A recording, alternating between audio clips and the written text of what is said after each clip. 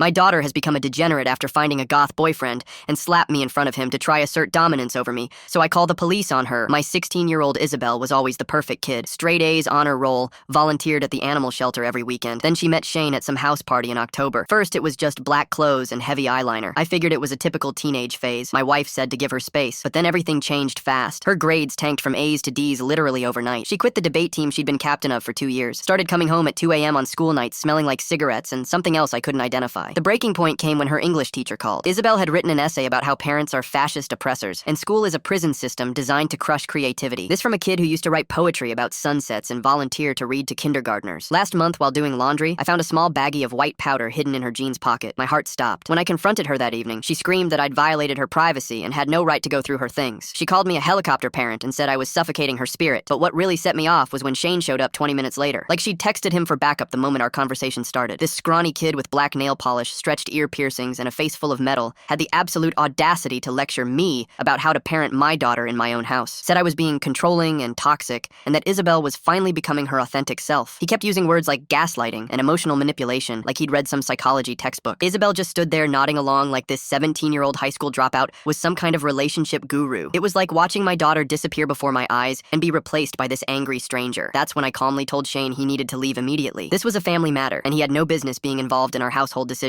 Isabel completely lost it. Started screaming about how I was ruining her life, how I didn't understand what real love looked like, how Shane was the only person who truly got her. She said I was jealous that someone actually understood her better than I did. Then she did something I never thought was possible. Right there in our living room, in front of this smirking punk kid and my horrified wife, she looked me dead in the eye and slapped me across the face, hard. The sound echoed through the house. My wife gasped from the kitchen doorway where she'd been watching in shock. Shane actually had the nerve to nod approvingly, like Isabel had just won some kind of victory for teenage independence. And Isabel just stood there with her chin raised defiantly, like she'd proven some profound point about her newfound maturity. For a moment, nobody moved. The silence was deafening. Then I stayed completely calm, pulled out my phone, and dialed 911 while maintaining eye contact with my daughter. I need to report substance possession and domestic assault in my home, I said clearly, my voice steady despite my racing heart. The color drained from both their faces instantly. Shane started backing toward the door, suddenly not so confident. Isabel's tough girl act crumbled as reality hit her. She started stuttering about how she didn't mean it, how I was overreacting, how calling the cops was extreme, but I'd made my decision. When the officers arrived 15 minutes later, they found the drugs exactly where I told them. Shane tried to claim they were his to protect Isabel, but she'd already admitted they were hers during questioning. The look of betrayal in her eyes when they put her in handcuffs will haunt me forever, but sometimes being a parent means making choices that hurt in the moment to save your child's future. Shane disappeared after that night. Haven't seen him since. Isabel spent 2 nights in juvenile detention before we could get her into a rehabilitation program. Sometimes tough love means making the hardest call of your life, but I refuse to watch my daughter destroy herself for some manipulative kid